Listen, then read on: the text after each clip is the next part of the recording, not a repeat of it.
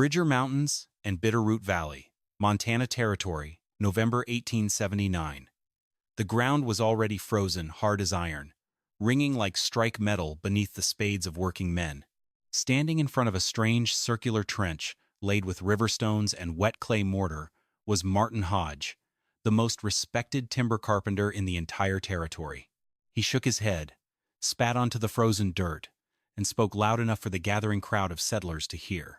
He said that fool structure would collapse before spring ever set in. The man kneeling in the mud laying those stones did not even bother to look up. His name was Emmett Carver, a former Pennsylvania stonemason who had come west with nothing to his name except a chest of hand-forged tools, a worn level, and a memory that would not let him rest. Emmett had watched his own family shiver through a bitter winter in a traditional square log cabin, a structure that devoured hard-split firewood faster than a man could swing an axe. He had watched the frost creep inward across the chinking, while the flames roared in the hearth, and he had sworn a quiet oath that he would never build a square home again. The crowd of valley settlers chuckled and shook their heads. To them, a round cabin built of river rock in Montana Territory, where winter temperatures regularly plunged to 20 degrees below 0 Fahrenheit and lingered there for weeks on end, was worse than a joke. They called it dangerous. They called it wasteful. They called it a fool's experiment with his family's very survival. But as it turned out, by February, when the bitterest Arctic cold snap in a decade settled heavy over the valley, those exact same skeptics would be standing outside that round stone wall with their bare hands pressed against the masonry, feeling steady, radiant heat pulsing through 2 full feet of thermal mass, while their own rectangular log cabins sat dark, drafty, and freezing cold inside. Truth be told, what Emmett Carver understood about heat, geometry, and thermodynamics was something the local builders had completely overlooked for over 20 years. Make no mistake, when survival depended on keeping a fire lit through a 4-day blizzard, the traditional way of doing things was quietly killing the people who trusted it most. Before we step back into November 1879 to reveal how one man's dangerous idea became the warmest cabin in the entire territory, take a second to hit that subscribe button for our channel right now. Drop a comment down below telling us where you are watching from today, because this kind of frontier knowledge crosses every single border. Now, let us go back to when a stubborn stonemason challenged 2 decades of frontier tradition and proved an entire valley wrong. In 1879, the Bitterroot Valley had one established way of building shelter, and that pattern had not changed since the first pioneer wagons rolled through the mountain passes. Every cabin was built rectangular. They used heavy pine or fir logs notched at the 4 corners, chinked with dry forest moss and packed clay mud. They built a massive stone fireplace against one far gable wall and raised a rough plank floor 6 inches off the cold dirt to keep timber rot at bay. It was the pattern every homestead family followed. It was the blueprint every veteran carpenter recommended. And yet, mind you, it was freezing half the population nearly to death every single winter. Emmett Carver had spent his first Montana winter in one of those standard log cabins, and he had spent every single night of it feeding a fire that simply could not keep up with the cold. The 4 corners of the room stayed bitter and frosty no matter how much fuel he burned. The mountain wind found every microscopic gap between the shrinking timbers. The end-wall fireplace radiated 3/4 of its heat straight up the stone chimney flue and out into the night sky, while the wooden floor remained cold as pond ice beneath his children's feet. By morning, the water bucket sitting on the kitchen table had a thick skin of ice, and the hearth fire had died down to gray ash. During that brutal winter, Emmett had burned through 4 full cords of seasoned wood just to stay alive. His nearest neighbors had burned through 5 cords, and every single one of them told him the exact same thing. They said that was just how winter was in Montana. They told him you split more wood, you bank the fire at midnight, and you accept the cold as part of life on the frontier. But Emmett could not accept it. He was a stonemason by trade, a man who had spent a decade in Pennsylvania, building deep foundations for wool mills and stone barns that were designed to stand solid for over 100 years. He understood structural mass. He understood how dense rock absorbed heat energy during the daylight hours and released it slowly, steadily back into the air through the frozen night. More than that, Emmett remembered his geometry. A rectangular cabin possesses 4 distinct corners, 4 cold dead zones where warm air circulation stalls out entirely. In a square room, heat moving from a central source strikes a flat wall and rolls toward the corners, where it gets trapped by intersecting right angles. Those sharp interior corners create air turbulence that shatters the continuous circular flow of convective heat. Furthermore, every single corner notch in a timber cabin represents a structural weak point, a place where logs meet imperfectly and draft gaps widen every time the wood shrinks or expands with changes in humidity. A circle, Emmett knew, possessed none of those flaws. In a round structure, heat moves in an unbroken continuous loop. There are no sharp corners to trap stagnant cold air, and no sharp right angles to disrupt the rising thermal currents. The wall curves gently back on itself, creating a unified thermal envelope that cradles heat the exact same way a cupped hand holds water. And if a man built that curved wall out of heavy, dense river stone, with enough mass to store the thermal energy of a blazing hearth fire, he would not just be building a house, he would be building a massive thermal battery right on the frozen prairie. Emmett began gathering his building materials in August of 1879, while the weather was still warm enough to mix raw lime mortar. Day after day, he hauled heavy stones up from the Bitterroot riverbed using a wooden sled pulled by a single draft horse. He deliberately chose rocks the size of a grown man's head, dense granite and hard sandstone that would pack tight and hold heat energy for hours. He sorted every single rock by shape and size, planning the subtle curve of each layer long before he ever broke ground with a shovel. By late September, Emmett had laid his foundation, a perfect circle 12 feet in diameter, sunk 2 full feet into the rocky earth to anchor the structure against frost heave. The interior floor space would give his family 113 square feet of living area. It was tight, but it was more than enough room for a family of 4 if the interior was laid out with intention. The exterior walls were designed to rise 7 feet high, tapering from 24 inches thick at the ground level to 18 inches thick where they met the roofline. He did not build them that thick because he lacked building timber. He built them thick because he needed thousands of pounds of dense mineral mass to store the heat energy his family would need to survive the coming winter. Every single inch of that rock was designed to act as an energy reservoir, a thick thermal shield standing between his sleeping children and the howling northern winds. He placed the heavy oak door on the south side of the circle, facing away from the prevailing Arctic gusts that swept down from the Canadian Rockies. The chimney base was placed dead center in the middle of the room, rising straight up through a conical roof built of radiating pine rafters. That cone-shaped roof was engineered to shed heavy mountain snow and rain effortlessly, eliminating the flat valleys and roof joints where dangerous ice dams usually formed on standard log structures. The entire design was completely unconventional. It broke every single rule the valley's established builders held sacred. But Emmett Carver was not trying to win an architecture award, nor was he trying to fit in with the local crowd. He was trying to keep his family warm through an unforgiving frontier winter, and he was about to find out just how fiercely the local experts resented anyone who dared to question the traditional way of doing things. By the middle of October, the circular stone foundation was finished, and that was when the local mockery escalated into open hostility. Martin Hodge was the settlement's senior master carpenter, a man who had built over 24 standard log cabins across the valley and had never had a single wall fail on him.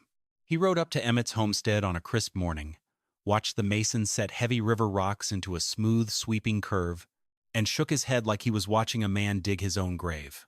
Hodge called out to Emmett, asking if he was truly insane enough to build a roundhouse in mountain country. Emmett set a heavy granite stone into the bed of wet mortar, tapped it level with his wooden mallet, and answered calmly that he was indeed building round. Hodge walked the perimeter of the circle, his leather boots crunching through the morning frost, shaking his head at the thickness of the wall. He told Emmett he was wasting hundreds of hours hauling thousands of pounds of stone and mixing barrels of mortar when he could have framed a proper timber cabin in less than a week.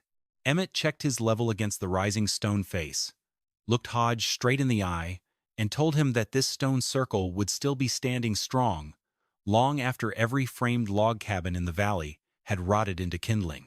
Hodge shot back with a fierce laugh, warning Emmett that the load-bearing circle would collapse under the very first heavy mountain snowfall. He insisted that stone walls without right-angle corner joints lacked structural integrity, claiming that corners were required to lock a house together against lateral wind pressure. Emmett answered quietly that a circle was actually the strongest geometric shape in the physical universe, inviting Hodge to study the ancient stone arches built by the Romans thousands of years ago. Hodge's face darkened with anger, and he retorted that the ancient Romans had never lived through a Montana blizzard. But here is the thing. The real source of Hodge's anger was not structural geometry at all. It was thermal physics. Emmett had explained his thermal storage concept to a few local ranchers at the dry goods store, and word had spread across the settlement like wildfire. Emmett was not just building a shelter. He was building an insulated heat battery. His plan called for the stone walls to absorb radiant heat from the central fireplace all day long, storing that energy inside 4,000 pounds of river rock and lime mortar. At night, when the main fire burned down to glowing embers, that stored energy would automatically begin radiating inward toward the center of the room, keeping the interior living space warm and stable for 8 to 12 hours after the last log was added to the hearth. In a standard rectangular log cabin, the timber walls provided a modest amount of insulation, but they possessed virtually zero thermal mass storage capability. The open fireplace heated the surrounding air. That warm air quickly leaked out through invisible cracks in the log chinking, and by 3 o'clock in the morning, the interior temperature dropped straight down to match the freezing air outside. A family in a log cabin was constantly forced to heat empty air instead of solid mass. Emmett's round design completely flipped that thermodynamic equation on its head. In Emmett's cabin, the central hearth sat in the middle of a stone floor, surrounded equidistant on all sides by the circular masonry wall. Radiant heat energy traveled outward in equal waves in every direction, striking dense stone at an equal distance. As the air above the fire warmed up, natural thermal convection pulled that warm air straight up toward the conical peak of the roof. There, it met the smooth curved ceiling rafters, which guided the air gently downward along the curved stone walls, establishing a continuous convective loop that circulated heat back toward the floor. No dead cold corners, no stagnant air pockets, just smooth, efficient thermal distribution throughout the entire building. Emmett had carefully calculated the total physical mass of his structure long before he laid the first stone. His walls contained roughly 4,000 pounds of dense rock and mortar, combined with another 800 pounds of stone built into the central hearth and chimney base. Hard sandstone and granite have a specific heat capacity of approximately 0.2 BTU per pound for every degree Fahrenheit of temperature rise. If Emmett could raise the average temperature of his stone walls by just 20 degrees during the afternoon fire, those walls would hold 16,000 BTUs of stored heat energy, enough to radiate steady warmth into the living space for 6 to 8 hours overnight without burning a single additional stick of firewood. The self-proclaimed frontier experts, however, were not interested in Emmett's mathematical equations or thermal calculations. A local fur trapper named Dalton, who had spent 15 winters in the valley, told Emmett flatly that his family would suffocate inside that round stone tomb. He argued that sealed stone walls offered zero natural air ventilation, predicting that wood smoke would gather under the conical peak, settle down into the room, and smother the family in their sleep. Emmett tried to explain that the conical roof was specifically engineered with an adjustable vent directly above the central hearth, creating a natural chimney draft effect that pulled fresh air in under the door gap while drawing smoke straight out through the peak. Dalton scoffed and declared the idea absolute suicide. Other neighbors mocked the building's unusual appearance, joking that it looked more like an oversized grain silo or a root cellar than a proper family home. They asked how a woman was supposed to hang pictures on a curved wall, or how a carpenter could fit straight wooden shelves against a wall that never ran straight. But when one rancher claimed that raw stone was naturally cold and would turn the cabin into an icebox, Emmett paused his work, turned around with a heavy river rock in his hands and addressed the critics directly. He told them that stone is only cold if you leave it cold. But if you heat stone up with a steady fire, it holds on to that heat longer than wood, longer than canvas, and longer than air, holding on to it long enough to save a family's life in the dead of winter. Hodge shook his head, declaring that was simply not how pioneer cabins were supposed to work. Emmett replied softly that perhaps the traditional way of building was the very reason everyone in the valley was spending half their winter shivering in the dark. By mid-November 1879, the circular stone walls had reached their full 7-foot height. Emmett constructed the conical roof framing out of rough-sawn pine rafters, radiating outward from a heavy central timber ring, covering the framework with thick, overlapping cedar shakes designed to shed heavy snow.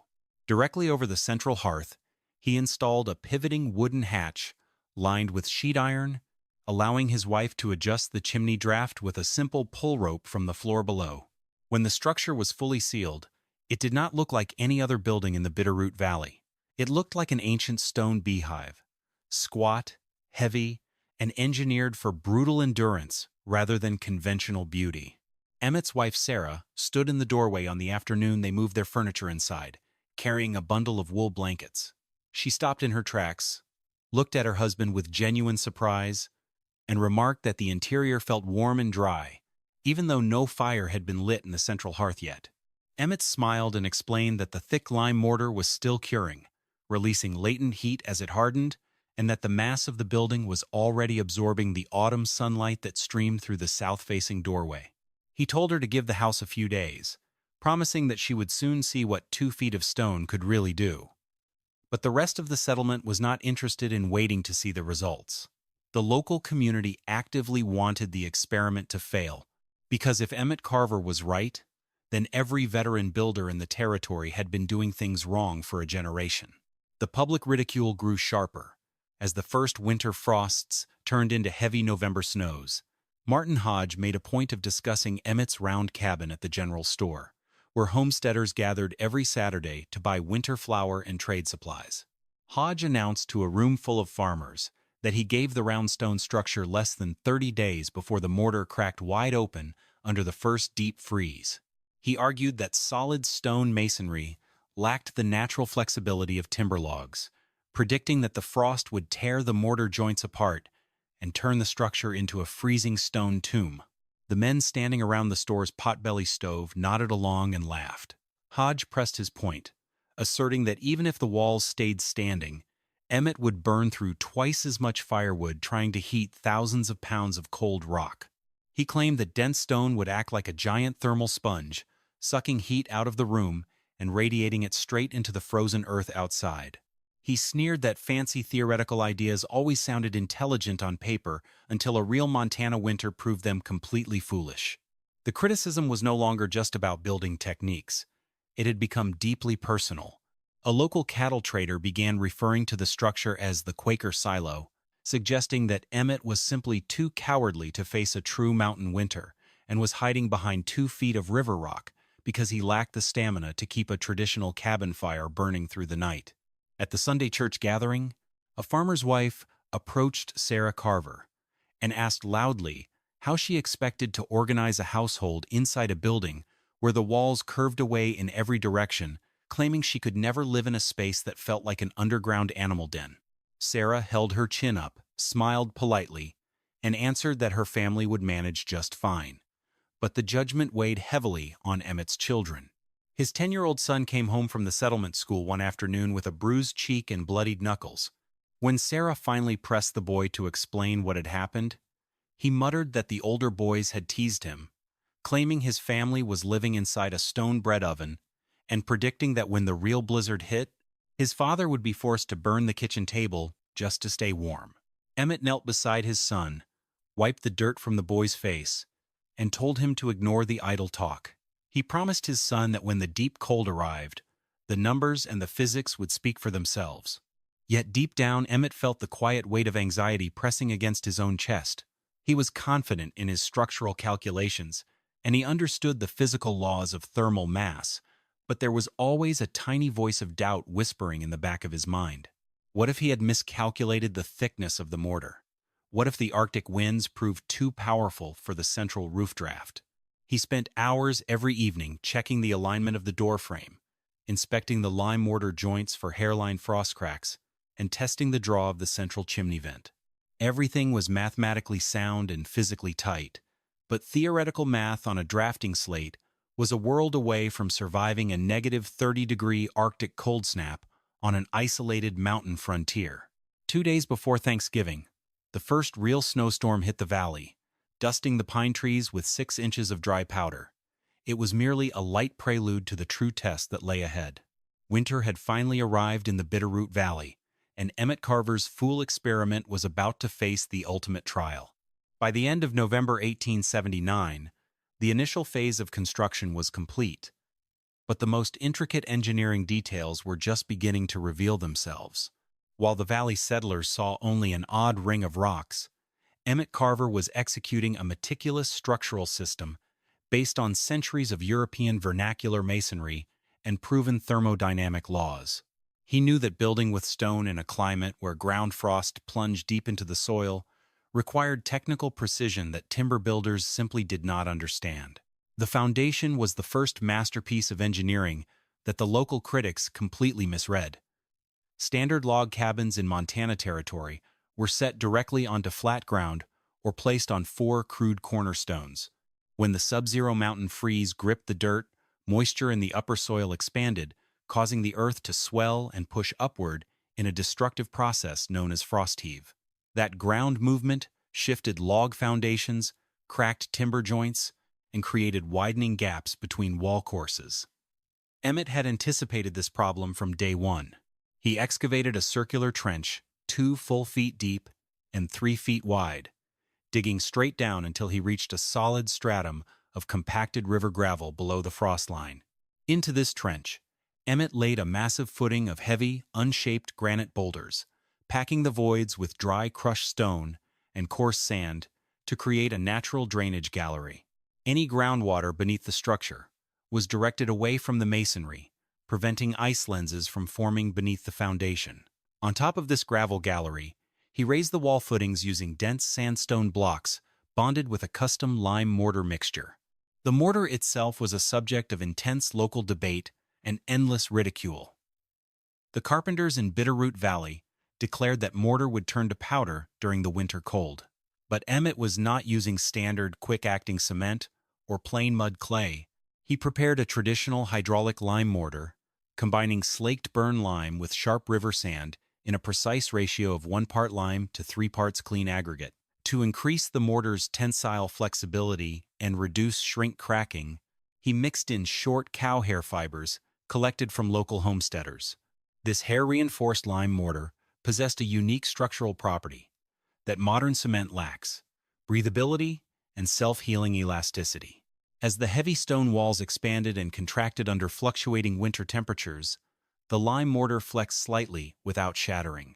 Furthermore, lime mortar cures through carbonation, absorbing carbon dioxide from the surrounding air over several months to form solid calcium carbonate. The colder weather actually slowed the evaporation of water from the joints, allowing the mortar to cure into a rock-hard matrix that bound the riverstones into a monolithic structural wall. The wall masonry was built using a double-withe technique, creating a solid envelope 24 inches thick at the base and tapering to 18 inches at the top plate. Emmett placed the largest, densest riverstones on the outer and inner faces of the wall, filling the interior core with smaller rubble, broken slate, and dry, coarse sand. This dense core served 2 distinct physical functions. First, it eliminated all continuous mortar joints that might allow cold air drafts to penetrate from the outside. Second, the dry sand and stone core added thousands of pounds of high-density mass without creating structural shear planes. Every 3 vertical courses, Emmett laid long header stones that extended through the entire 24-inch thickness of the wall, tying the inner and outer withes together into a single structural unit. The stone layout followed a gentle inward batter, stepping back approximately 1 inch for every 2 feet of vertical height.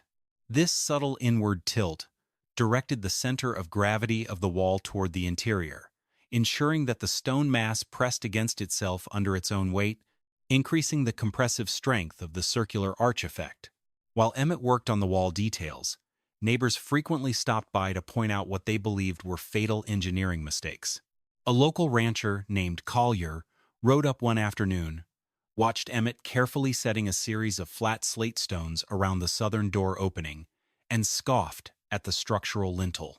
Collier insisted that without heavy wooden corner posts, the weight of the stone above the door would crush the oak frame and cause the entire south wall to buckle. Emmett did not argue. He simply pointed to the stone arch he had constructed directly above the door opening. Instead of relying on a flat wooden beam to carry the structural load, Emmett had laid a true masonry relief arch, made of wedge-shaped stones set tightly together. The weight of the stone wall above the door was directed outward along the curve of the arch and down into the solid masonry piers on either side of the entrance. The wooden door frame beneath carried zero structural weight. It sat inside the opening as a floating interior fixture, protected entirely from the crushing force of the wall above. Inside the 12-foot circle, the floor design was engineered for total thermal isolation. Timber cabins with raised plank floors suffered from cold air currents sweeping beneath the building, freezing the floorboards from below. Emmett removed 6 inches of topsoil inside the cabin, laid down a 3-inch bed of crushed river gravel, and covered it with flat, smooth slate flagstones bedded in dry sand. This stone flagstone floor was physically tied directly to the central hearth masonry. When the central fire burned, radiant heat traveled downward into the slate floor, transforming the ground itself into a massive low-temperature floor heater. Cold air creeping in under the south door was immediately warmed as it passed over the heated slate stones before it could ever reach the living area in the center of the room. The roof attachment mechanism was another area where Emmett departed completely from territorial building practices. In a square log cabin, heavy snow loads on the roof push outward against the top wall logs, forcing the upper corners apart unless they are pinned with massive iron spikes. In Emmett's round design, the roof load created pure downward compression. He constructed a heavy circular top plate out of hand-hewn 6x6 oak timbers, notched and lap-jointed into a continuous wooden ring that sat directly on top of the stone wall. Heavy iron anchors set deep into the upper masonry courses clamped the oak ring tightly to the stone. 12 rough-sawn pine rafters radiated upward from this outer ring at a steep 45-degree pitch, converging at a central timber ring 16 inches in diameter. This central ring remained open to the sky, serving as the structural smoke exit and natural ventilation hub. The conical geometry meant that gravity converted the downward weight of snow and ice into equal compressive force, distributed across all 12 rafters simultaneously. The outer oak ring prevented any outward spreading, while the stone wall beneath absorbed the load in pure compression, the strongest load state for stone masonry. To control the ventilation through the roof peak, Emmett engineered a simple yet effective pivoting wooden cap lined with beaten sheet iron. A counterweighted rope system dropped from the cap down to the central hearth. By pulling or releasing the rope, Emmett could adjust the roof opening from a narrow 1/4-inch crack to a full 12-inch exhaust vent. This ceiling vent worked in direct harmony with the physics of the central hearth. In a conventional log cabin, the fireplace was built into an exterior end wall. Heat radiated outward in a half circle, but half of that energy was immediately absorbed by the cold exterior stones of the chimney and lost to the outside air. Draft currents drawn into the fireplace created a strong draft across the floor, pulling freezing air from the far corners of the room straight toward the fire, chilling the feet of anyone sitting nearby. Emmett's central hearth changed everything. The fire sat dead center in the room, built on a raised stone platform 2 feet wide and 8 inches high. Heat radiated outward in 36 rate-equal directions, striking every point of the circular stone wall at the exact same distance. There were no far cold corners for drafts to accumulate in. As the air above the central fire heated up, it expanded, becoming lighter than the surrounding air and rising rapidly toward the conical roof peak. As this hot air rose, it created a gentle, low-pressure zone at floor level directly around the hearth. Fresh outside air was drawn into the cabin through a controlled half-inch gap beneath the southern oak door. This incoming cold air was denser and heavier, so it stayed right at floor level, moving smoothly over the warm slate flagstones toward the central fire. As it approached the hearth, the air was preheated by the floor before being drawn into the base of the fire to supply oxygen to the burning logs.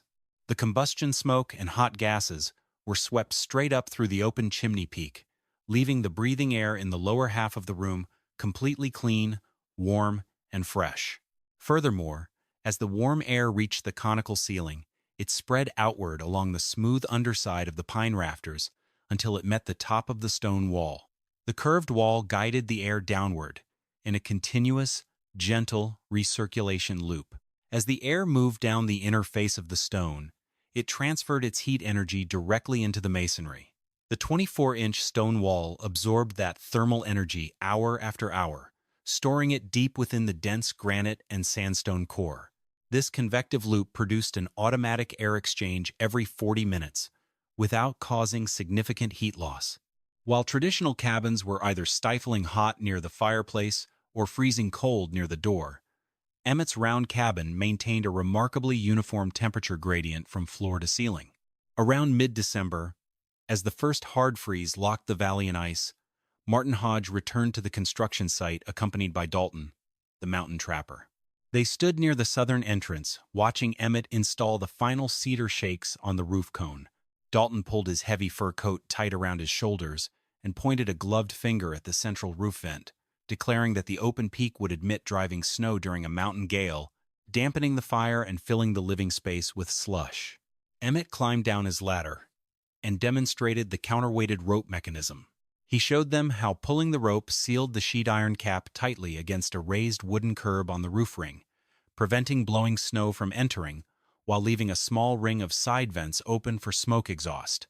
The aerodynamic cone shape of the roof caused high-velocity winds to sweep smoothly up and over the peak, creating a low-pressure suction effect directly over the exhaust vents that actually increased the chimney draft during high winds instead of blowing smoke back down into the room. Hodge inspected the interior walls, running his rough fingers over the cured lime mortar joints. He admitted that the masonry felt solid for the moment, but he maintained his core objection regarding the sheer mass of the building. He told Emmett that 4,000 pounds of river stone would take weeks of continuous roaring fires just to bring the interior up to a livable temperature. He argued that wood was an insulator that warmed up instantly, whereas stone was a heat sink that would swallow every calorie of heat his fire produced without ever giving anything back. Emmett listened patiently before pulling a small brass pocket rule and a slate board from his coat pocket. He laid out the physics of thermal mass in plain terms. He explained that wood indeed warmed up quickly on its surface, but because seasoned pine logs had a low density and low mass storage capacity, they lost that heat just as quickly the moment the flames died down. A log cabin wall could not store heat. It could only slow down the rate of heat loss through its timber thickness. Stone, on the other hand, possessed high density and high volumetric heat capacity.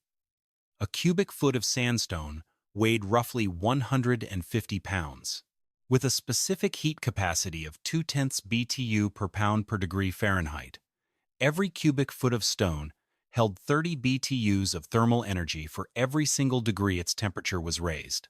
With 27 cubic feet of stone masonry built into his walls, raising the wall temperature by 20 degrees meant storing 16,000 BTUs of usable heat energy directly inside the structure. When Emmett added wood to the central hearth, only a portion of the heat went into warming the room air directly. The majority of the radiant energy was absorbed by the 4,000 pounds of stone walls and 800 pounds of hearth masonry. Once those walls reached 70 degrees Fahrenheit, they stopped absorbing energy and began acting as giant radiant heaters, emitting long-wave thermal radiation back into the living space. Even if the central fire went out completely at midnight, those stone walls would continue radiating 16,000 BTUs of stored heat back into the room over the next 12 to 16 hours as they slowly cooled back down. The house was not just a shelter. It was a physical heat battery that self-regulated the interior environment. Dalton scoffed at the mathematical explanation, declaring that theoretical numbers meant nothing when the Arctic wind was howling at 40 miles per hour and the temperature dropped to 30 below zero. He wagered a bottle of whiskey, that Emmett's family would be begging for shelter in a proper timber cabin before the new year arrived. Emmett simply smiled, put his slate board away, and replied that he would accept that wager with pleasure. The skepticism of the community was so deep that even when neighbors visited the homestead during the early weeks of December, they actively looked for signs of failure. When they noticed small drops of moisture forming on the interior oak door, they declared that the stone walls were sweating and would create a damp, moldy environment that would cause lung fever in the children. Emmett had to explain the simple physical principle of condensation. The moisture was not coming through the stone walls. It was moisture from human breathing and cooking boiling water condensing on the coolest surface in the room, which happened to be the wooden door plate. Because the stone walls were warm, no condensation formed on the masonry surfaces at all. The air inside remained comfortably dry, while the slight ventilation through the door gap kept the relative humidity perfectly balanced. Another unexpected benefit of the thick stone walls was wood seasoning. In standard log cabins, firewood stored outside froze solid, containing frozen sap that reduced combustion efficiency and created heavy creosote deposits in the chimney. Emmett built a curved wooden drying rack that circled the interior stone wall behind the central hearth. Freshly split pine logs placed on this curved rack were exposed to gentle, continuous radiant heat from the warm masonry walls. The wood dried rapidly, evaporating internal moisture in 24 hours and raising the heat output of the fuel by nearly 30% when it was burned in the central fire. Emmett was using the stored thermal mass of his walls to dry his future fuel supply, creating a self-reinforcing energy cycle that further reduced his firewood consumption. By the third week of December, word had spread throughout the valley that Emmett Carver was burning less than a third of the firewood his neighbors were using, even as the outdoor temperatures hovered around 10 degrees Fahrenheit. Yet the true believers in traditional log construction remained completely unconvinced. They insisted that mild December weather proved nothing. They claimed that the true test of a frontier shelter was not 10 degrees above zero, but the catastrophic Arctic blizzards that periodically swept down from the high mountain passes, plunging the territory into extreme cold that froze livestock solid in the pastures. As if on cue, near the middle of December, the barometer began to fall at an alarming rate. The gray winter sky over the Bitterroot Mountains darkened to a heavy, slate-colored hue, and the mountain trappers coming down from the high country reported that the mountain goats were moving deep into the timber valleys, a sure sign of a severe weather event. If you are enjoying this deep dive into historical engineering and frontier survival techniques, take a quick moment right now to hit that like button and subscribe to our channel. Leave a comment below telling us what state or country you are tuning in from today. And let us know if you have ever experimented with thermal mass or off-grid heating systems in your own home. Your support helps us bring these forgotten pieces of practical history back to life. The entire valley began preparing for what promised to be the worst blizzard in years. Homesteaders spent all day hauling extra timber from their woodlots, stacking cords of firewood right against their cabin doors, and double-chinked their log walls with extra mud and straw in a desperate attempt to seal out the coming draft. Inside the round stone cabin, Emmett Carver made no frantic preparations. He cleaned the ash from his central hearth, stacked a modest pile of dry pine logs on the interior curved drying rack, and checked the counterweight rope on his central roof vent. His 4,000 pounds of stone walls were fully charged, sitting at a steady temperature of 68 degrees Fahrenheit. The mortar had cured into a rock-solid structural envelope. The convective air loop was circulating silently, and the physics were locked in place. Outside, the first northern gusts began to rattle the pine trees at the edge of the clearing, carrying fine, dry ice crystals that whistled across the frozen ground. The ultimate showdown between traditional frontier assumptions and proven thermodynamic engineering was about to begin in the freezing darkness of the Montana wilderness. On the morning of December 19, 1879, the sky over the Bitterroot Valley turned from an eerie slate gray to a terrifying pitch-black indigo. The wind came screaming down out of the northern passes like a freight train, bringing with it an Arctic blizzard that old-timers in the territory would later describe as the most ferocious winter storm in 3 generations. Within 3 short hours, The ambient temperature dropped precipitously from 10 degrees above zero down to 12 below zero Fahrenheit. By nightfall, the mercury plunged further, hitting 20 degrees below zero, then 25 below, accompanied by sustained winds gusting up to 50 miles per hour. The snow did not fall in peaceful flakes. It was driven completely horizontal, a blinding wall of crushed white ice that cut visibility down to less than 10 feet. Snowdrifts piled 6 feet high against fences, barn doors, and every structure that dared to stand in its path. The blizzard locked the entire valley in a suffocating, freezing vice for 72 continuous hours. Across the valley, the traditional rectangular log cabins began to fail, one after another, under the relentless assault of the gale. Martin Hodges' solid, double-chinked log house, built with hand-hewn timbers and considered the gold standard of frontier carpentry, became a desperate battleground for survival. As the sub-zero wind whipped against the exterior, the dry pine timbers contracted in the deep freeze, shrinking and pulling apart at the corner notches. The clay and moss chinking that sealed the gaps between the logs cracked under the pressure, falling out in frozen chunks. Wind screamed through invisible fissures, sweeping through the interior living space. Hodge and his sons worked frantically, stuffing wool rags, old blankets, and straw into the widening wall gaps, but the bitter wind found every flaw. To keep his home from turning into an icebox, Hodge fed his large end-wall fireplace continuously day and night. Flames roared up the stone chimney flue, but the radiant heat was instantly overwhelmed by the freezing drafts sweeping across the timber floor. The four corners of the cabin dropped to 15 degrees below zero, and thick sheets of white frost began creeping across the interior log walls, coating the wood in a brittle shell of ice. Hodge's children were forced to move their beds to the exact center of the room, dragging every mattress, rug, and sheepskin coat into a tight mound near the hearth. Even with a roaring fire consuming split timber at an appalling rate, the ambient air temperature inside Hodge's cabin sat at 32 degrees Fahrenheit, barely hovering at freezing point. Over the course of just 48 hours, Hodge burned through 2 full cords of seasoned firewood, nearly a quarter of his entire winter stockpile, just to keep his family's blood moving.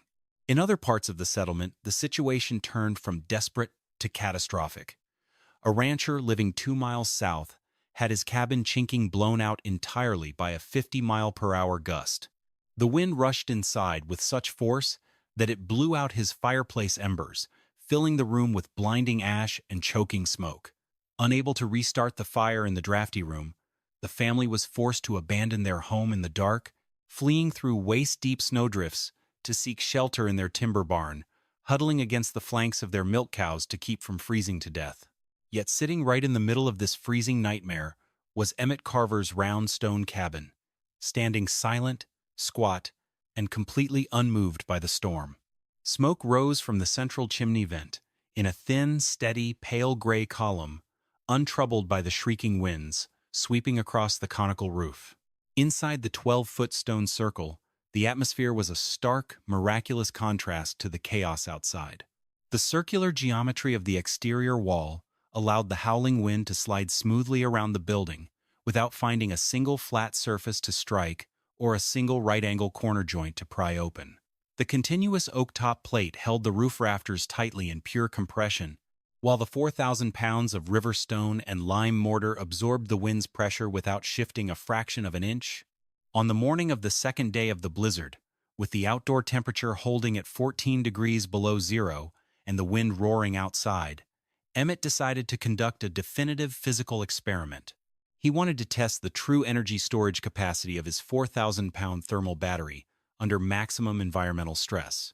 At 8 o'clock in the morning, Emmett stopped adding firewood to the central hearth. He allowed the blazing pine fire to burn down until nothing remained on the raised stone platform except a quiet bed of glowing red coals. He then adjusted the central roof rope, closing the sheet iron cap until only a quarter-inch exhaust slit remained open. He hung his mercury thermometer on the inner face of the stone wall, 4 feet off the floor, and sat down at the central table with his slate board to record the interior temperature hour by hour. At 9 o'clock, 1 hour after the main fire had died, the indoor thermometer read 64 degrees Fahrenheit. At 10 o'clock, 2 full hours without an active fire, while a sub-zero blizzard raged outside. The temperature had dropped by only 3 degrees, reading 61 degrees Fahrenheit. At 11 o'clock, 3 hours into the test, the thermometer held steady at 60 degrees Fahrenheit. At noon, 4 full hours after the flames had vanished, the interior temperature sat at 59 degrees Fahrenheit. The 4,000 pounds of dense sandstone and granite, along with the 800 pounds of central hearth masonry, were doing exactly what Emmett's physical calculations had predicted. Having been slowly charged to an average internal mass temperature of 70 degrees over the previous 3 days, the massive stone envelope was now steadily releasing its stored heat energy inward. Radiant heat waves emitted from the inner masonry walls crisscrossed the room, meeting in the center to maintain a completely uniform thermal field. There was no freezing draft sweeping across the slate floor, no frost creeping across the masonry joints, and no cold air trapped in dead corners. Emmett's 10-year-old daughter sat at the small curved wooden table near the south wall, comfortably reading a book by candlelight, wearing nothing more than a single woolen sweater. The family's water bucket, sitting on a wooden bench 3 feet from the stone wall, was completely free of ice, its surface clear and liquid. At 12:15, after 4 hours of zero active fire in sub-zero conditions, Emmett picked up 3 small pine logs from the interior curved drying rack. The logs were bone dry, their internal moisture having been completely evaporated by the surrounding wall radiation over the previous 24 hours. He laid the 3 logs onto the glowing coals. Because the timber was thoroughly dry and the central draft was properly balanced, the logs ignited instantly without producing smoke, burning with a clean, hot, efficient flame. Within 20 minutes, the interior room temperature climbed back up to 62 degrees Fahrenheit and stabilized there. To keep his family comfortable through the remainder of the 72-hour blizzard, Emmett burned an average of just 3 small logs every 4 hours. While his neighbors were risking frostbite outside, splitting cords of wet, frozen timber to feed ravenous end-wall fireplaces, Emmett maintained a warm home, using a fraction of the physical labor. When the Arctic storm finally broke on the morning of the 4th day, the sun rose over a transformed, frozen wilderness. The valley emerged slowly from its shelters to assess the catastrophic damage. Fences had been crushed under massive 6-foot snowdrifts, outbuilding roofs had caved in under the weight of wet snow, and dozens of cattle lay frozen solid in the lower pastures. Throughout the settlement, firewood stockpiles had been completely decimated. Ranchers who had spent all autumn chopping and stacking 10 cords of timber discovered that they had burned through 3 or 4 cords in just 3 days of desperate survival.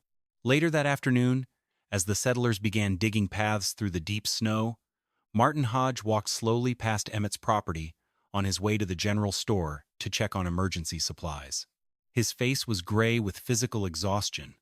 His hands were wrapped in soiled wool rags, and his eyes were dark from lack of sleep. He stopped in his tracks at the edge of the clearing, staring at the round stone cabin. The conical roof was completely intact, its cedar shakes clear of snow ice dams, and a thin, gentle ribbon of pale smoke drifted peacefully from the central iron cap into the quiet winter air. There were no frantic chopping sounds coming from Emmett's woodpile, no discarded blankets stuffed into wall cracks, and no signs of distress. Hodge stood there for a long moment in the knee-deep snow, staring at the curved masonry wall that he had publicly predicted would collapse before spring. He did not say a single word. He simply adjusted his wool coat, lowered his head, and continued walking toward the store. A few hours later, another neighbor pulled his horse-drawn sleigh up to the edge of Emmett's homestead. It was Collier, the quiet rancher who had previously questioned the structural integrity of the stone door arch. He trudged through the snowdrift to the south door and knocked gently on the heavy oak planking. Emmett opened the door, and as the heavy oak panel swung inward, a wave of clean, dry, 62-degree heat spilled out into the sub-zero afternoon air, striking Collier directly in the face. Collier stood frozen on the threshold, his mouth slightly open in absolute astonishment. Stepping inside at Emmett's invitation, Collier took off his heavy leather mittens and looked around the warm, brightly lit room. The air was dry and fresh. The slate flagstone floor was warm to the touch, and Emmett's children were sitting on their beds near the curved wall. Collier looked at the mercury thermometer hanging on the stone face, then looked down at the central hearth, where 3 small pine logs were burning down to quiet coals. He looked Emmett in the eye and asked how much firewood Emmett had burned during the 3 days of the blizzard. Emmett thought for a second, checked his slate log, and answered that he had burned perhaps a third of a cord, probably slightly less. Collier's eyes widened in disbelief. He stated that he had burned 2 full cords of prime split pine in his rectangular log cabin during the exact same storm, and yet his indoor room temperature had plummeted to 32 degrees, freezing his milk buckets solid and coating his bedroom walls in thick sheets of ice. Emmett invited Collier to step up to the curved stone wall and lay his bare palm flat against the masonry face. Collier stepped forward, hesitating for a moment before pressing his hand against the smooth river stones.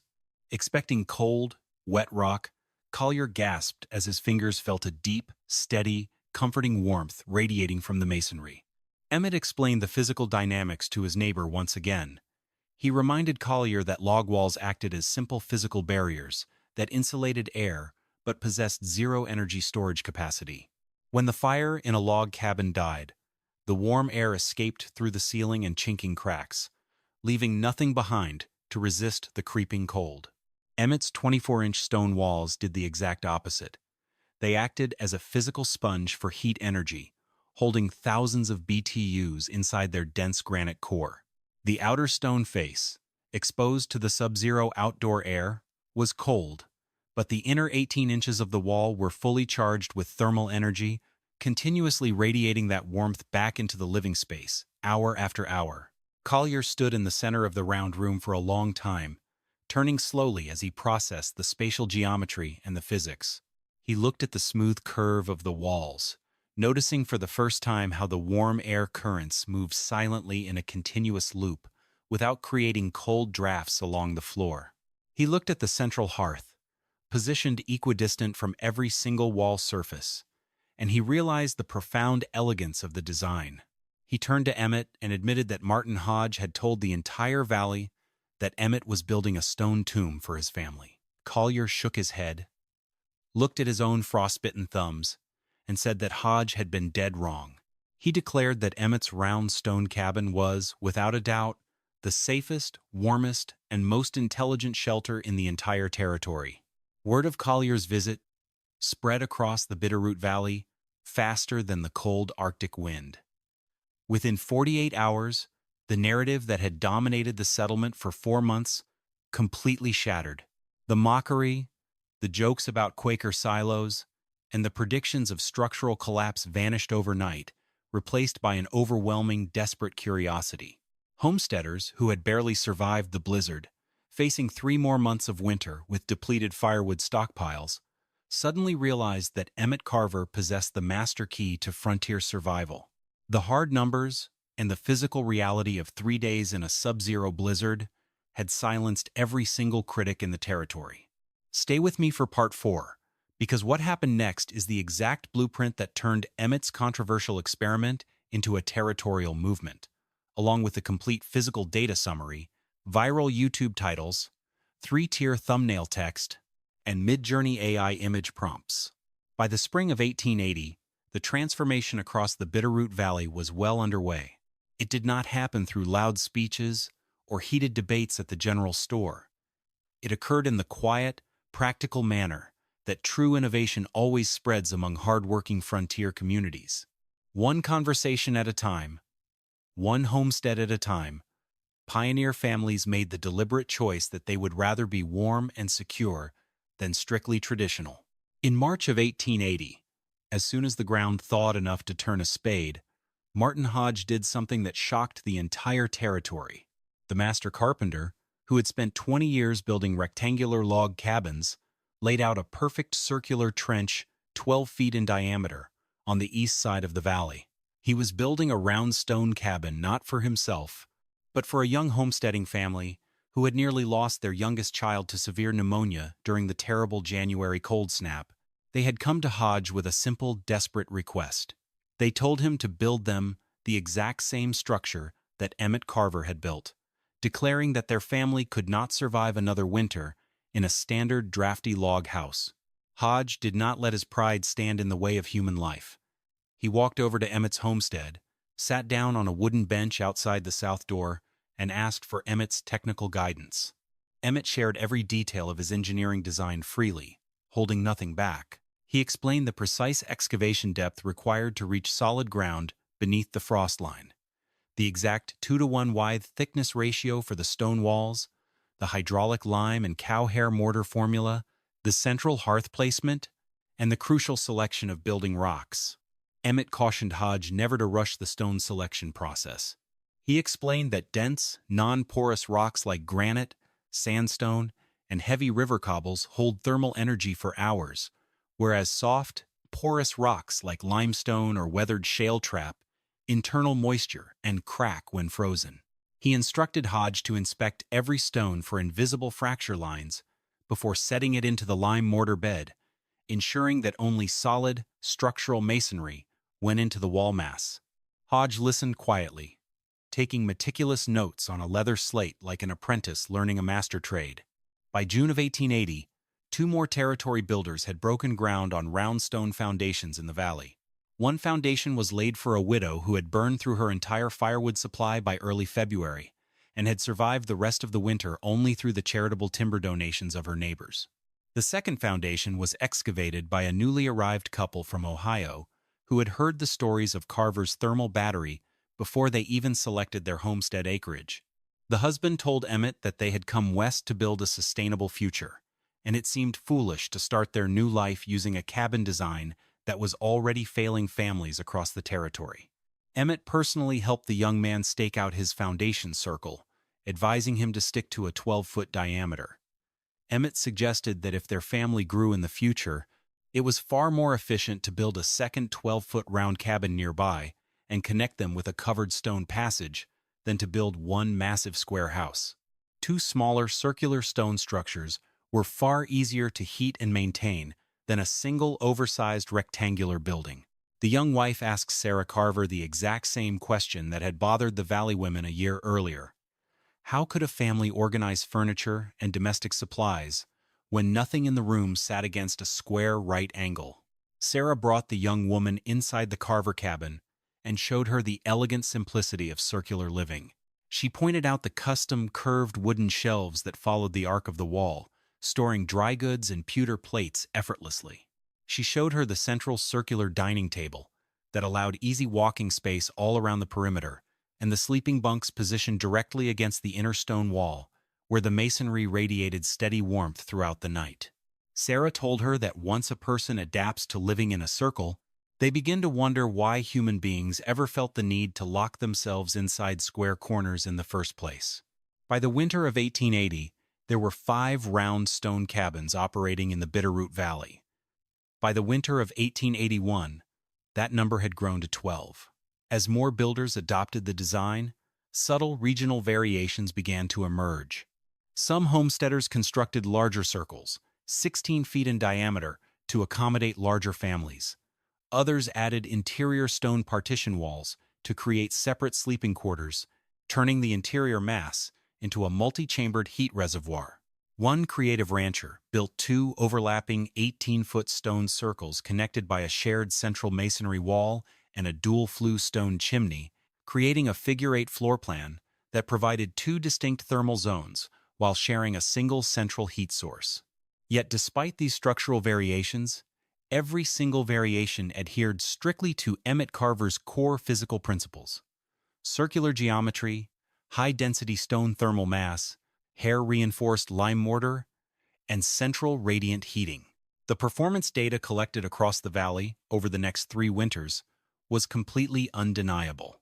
Families living in traditional rectangular log cabins burned an average of 12 to 15 full cords of split timber every single winter, spending hundreds of grueling hours cutting, hauling, and splitting wood just to keep their fires burning.